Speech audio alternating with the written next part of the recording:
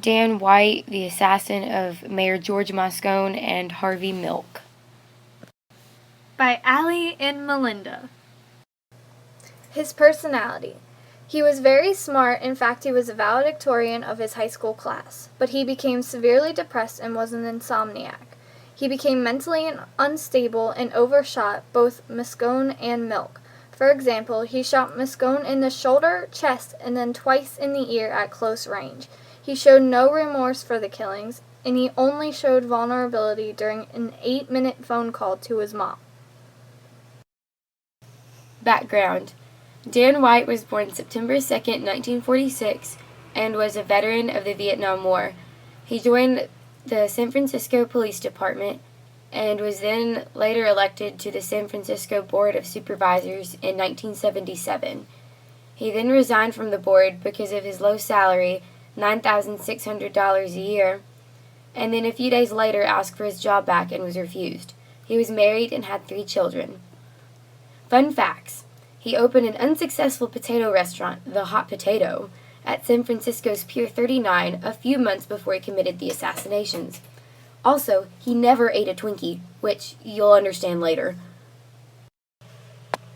The assassination. Dan White had resigned from his post as a supervisor in 1978.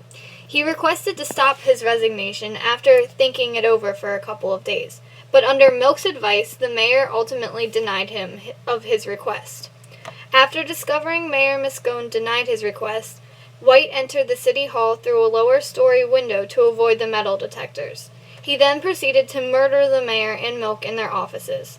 White also planned to assassinate Assembly Speaker Willie Brown and fellow supervisor and attorney Carol Roos Silver, but was unable to find them. Sentencing. Dan White was convicted of voluntary manslaughter instead of murder. This was due to the fact that the jury was biased because there were no minorities, only white Catholics. The Twinkie defense was used, which stated that he was mentally unstable because of his splurge of sugary junk food the night before. This was bought by the jury, and he was only sentenced to 7 years and only served 5 years, 1 month, and 9 days due to the Twinkie defense.